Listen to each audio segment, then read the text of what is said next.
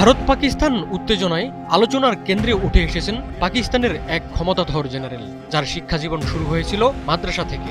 এতদিন আড়ালে থেকে কাজ করলেও সম্ভাব্য যুদ্ধে ভারতকে মোকাবেলায় হয়ে উঠেছেন পাকিস্তানের নেতা। কঠোর ভাষায় বার্তা দিয়ে বিশ্বকে জানিয়ে দিচ্ছেন পাকিস্তানের শক্তিশালী অবস্থান।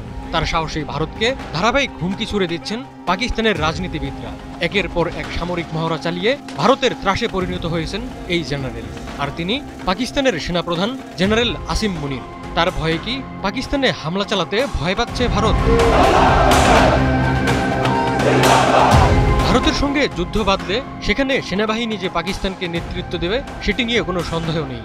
পাকিস্তানের প্রধানমন্ত্রী শাহবাজ শরীফের কণ্ঠেও শোনা গেল তেমন কথা। তিনি সোমবার ভারতকে হুঁশিয়ার করে বলেন, ভারতের যে কোনো আগ্রাসনের বিরুদ্ধে পাকিস্তানের সাহসী সেনাবাহিনী পুরোপুরি প্রস্তুত, পুরো জাতি সেনাবাহিনীর পাশে ঐক্যবদ্ধ।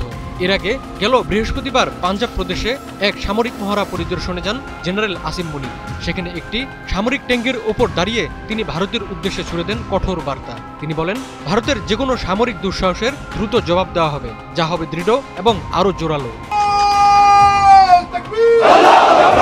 2022 সালে সেনাবাহিনীর দায়িত্ব নেওয়ার পর পর্দার আড়ালেই থাকতে পছন্দ করতেন পাকিস্তানের সবচেয়ে প্রভাবশালী ব্যক্তি আসিম মুনির। জনসমক্ষে নিজের ভাবমূর্তি কঠোরভাবে বজায় রাখার চেষ্টা করতেন তিনি।